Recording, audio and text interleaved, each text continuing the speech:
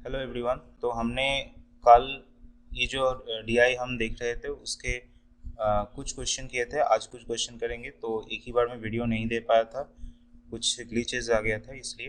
तो I hope जिस आपने आप सब लोग ने पार्ट 1 को देखे हो।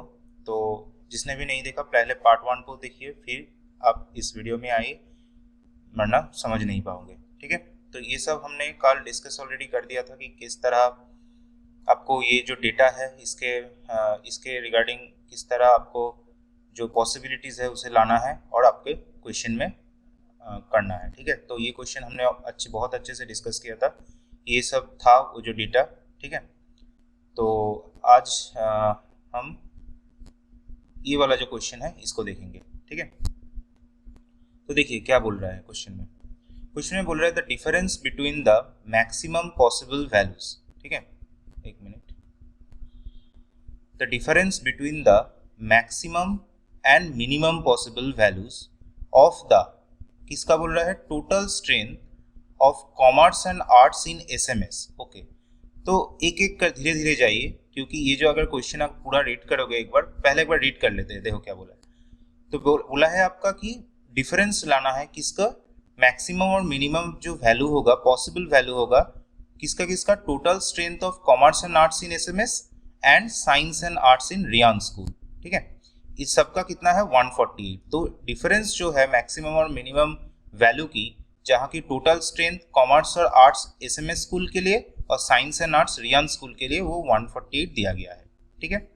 The total sum of the difference between strength of science and humanity in SMS, क्या बोल रहा है, the total sum of the difference between strength of science and humanities, मतलब एसएमएस स्कूल में जो साइंस एंड ह्यूमैनिटीज है उनका जो डिफरेंस होगा स्ट्रेंथ का, उसके साथ और किसको ऐड करेंगे, the difference between strength of commerce and humanities in Ryan school का जो कॉमर्स एंड ह्यूमैनिटीज होगा उनका डिफरेंस, और ये जो आपका एसएमएस स्कूल है उसका साइंस और ह्यूमैनिटीज के अंदर जो डिफरेंस है उन दोनों का सम हो। क्या बोल रहा है यहाँ पे कि आपको एसएमएस की जो आपका साइंस एंड ह्यूमैनिटीज है इसका जो डिफरेंस, मान लेते हैं ए है ये, और आपका जो रियान स्कूल का उसका क्या बोल रहा है, आपका कॉमर्स एंड ह्यूमैनिटीज का जो डिफरेंस, उसको अगर बी बोल दिया जाए तो ए प्लस बी आपको करना है। ठीक है, यही आपको ये जो सेकेंड लाइन है इसमें बताया गया है, और ये कितना होगा 342। ठीक है, आई होप इतने तो समझ में आया होगा कितना क्या बोल रहा हूं मैं। So question is what is the difference between average total strength of all stream in SMS and Ryan. तो आपको बताना होगा एसएमएस और रियान का जो एवरेज टोटल स्ट्रेंथ है वो कितना है। मतलब एसएमएस का अगर एवरेज देखोगे तो कितना होगा, हमने 11Z लिया था, और इसका डिफरेंस किससे सर लेना है, रियान का जो है 9Y। ठीक है, ये वैल्यू आपको निकालना है। इसके लिए Z के वैल्यू चाहिए और Y की वैल्यू चाहिए। दो वेरिएबल है तो आपको दो इक्वेशन मिलेगा। दो इक्वेशन आपको ऑलरेडी दिया गया है, तो आपको करना है। तो देखिए स्टेप बाय स्टेप करते हैं इसको।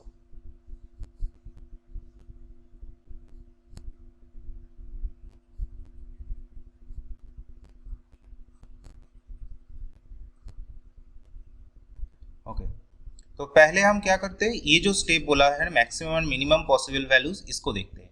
क्या क्या बोला है, total strength of commerce and arts SMS. तो एसएमएस की आपको लेना है कॉमर्स एंड आपका आर्ट्स।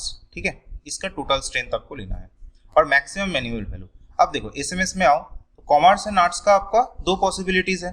ठीक है, दो पॉसिबिलिटीज है, तो दो पॉसिबिलिटीज को लेके ही आपको चलना होगा। तो अगर हमने केस 1 को लिया तो कितना होगा, 13Z प्लस 8Z आएगा।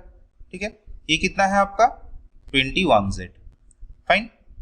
केस 2 को अगर लेकर चले तो क्या होगा, 9Z प्लस 14Z, ये कितना होगा आपका 23Z।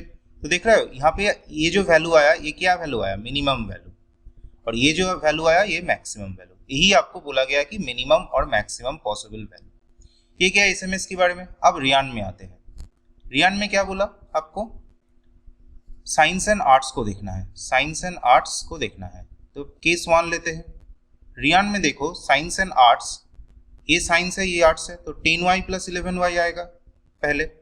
10y प्लस 11y कितना आएगा ये 21y। केस 2 को अगर ले तो क्या होगा आपका 8y प्लस 7y आएगा, 8y प्लस 7y कितना आएगा ये 15y। तो देख रहे हो ये आपका मैक्सिमम वैल्यू है और ये आपका मिनिमम वैल्यू है।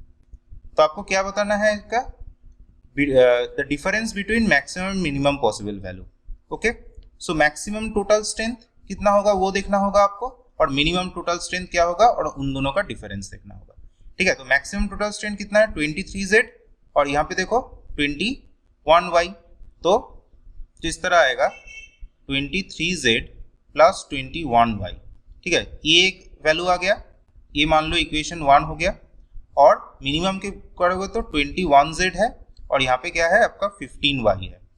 सो 21z प्लस 15y, तो ये आपका 2 है।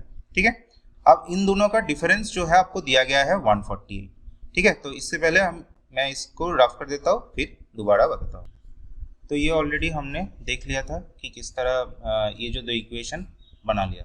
ठीक है, तो अब देखो इन दोनों इक्वेशन से अगर कुछ सॉल्व होता है तो देखो इन दोनों इक्वेशन का अगर 1 - 2 करोगे तो कितना आएगा आपका 148।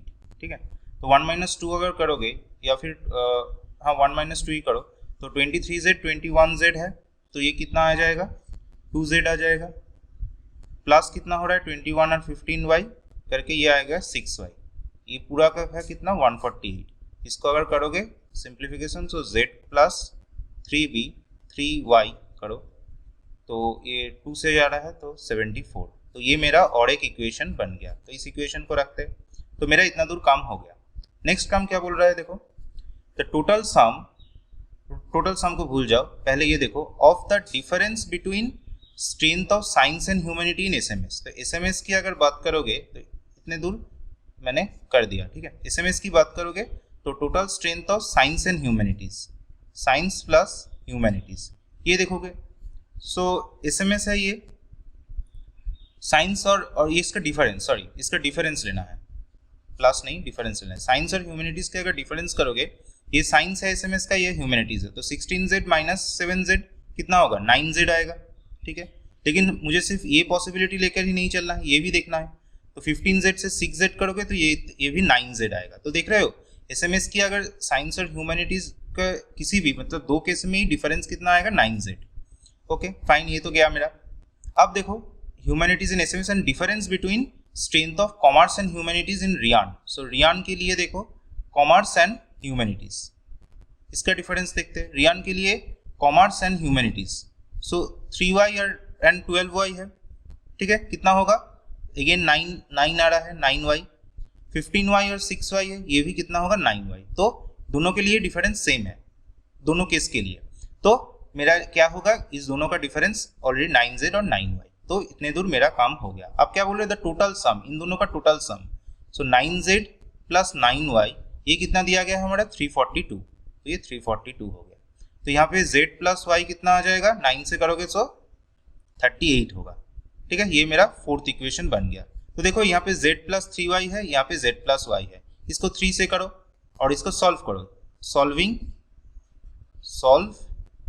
इक्वेशन 3 एंड इक्वेशन 4, इन दोनों को सॉल्व करो तो जो आपका आंसर आएगा वही आपका y की वैल्यू और z की वैल्यू आएगा। तो आंसर आएगा y की वैल्यू जो होगा वो 18 होगा और z के वैल्यू जो होगा वो आपका 20 होगा। ठीक है, ये आपको करके देखो yz आ गया। अगर yz आ गया तो यहाँ से आप निकल पाओगे what is the difference between average total strength of all stream in SMS plus Riyan.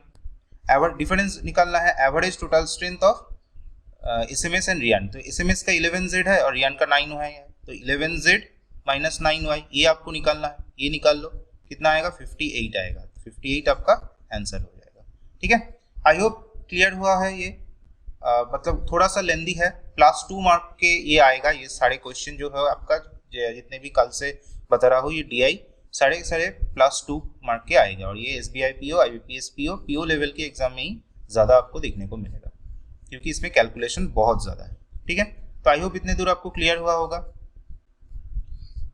ये नेक्स्ट क्वेश्चन है, इस नेक्स्ट क्वेश्चन को मैं आप लोगों के लिए होमवर्क दे रहा हूँ, थोड़ा सा ध्यान से देखिए, क्योंकि जितने दूर हमने ऑलरेडी डिस्कस किया उसी से ये आंसर आ जाएगा। एमजीडी स्कूल के बारे में है, ठीक है, एमजीडी स्कूल के बारे में है। और यहाँ पे देखिए आपका एमजीडी स्कूल का कोई ग्राफ नहीं है, इसलिए क्या करिए आप लोग, मैं आपको दिखा रहा हूँ आप लोगों का जो ये पहला जो स्लाइड था इसमें देखो इस पोर्शन में आपका एमजीडी स्कूल के बारे में पूरा दिया गया है, ठीक है, कि क्या है कैसे क्या लेना है। तो मैंने जो पार्ट 1 में जिस तरह एवरेज निकल के इसके डेविएशन करके किया था, उसी तरह एमजीडी स्कूल का भी निकालो।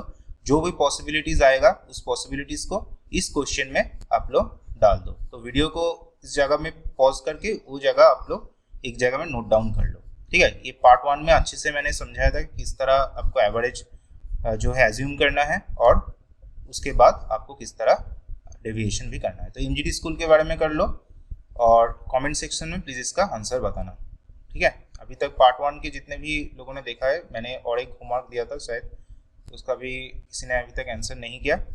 तो देखिए इसको अच्छे से समझिए और आंसर कीजिए, और कोई भी डाउट हो तो मुझे कमेंट सेक्शन में ज़रूर बताइए, ठीक है। सो आज के लिए इतना ही रखता हूँ। Thank you.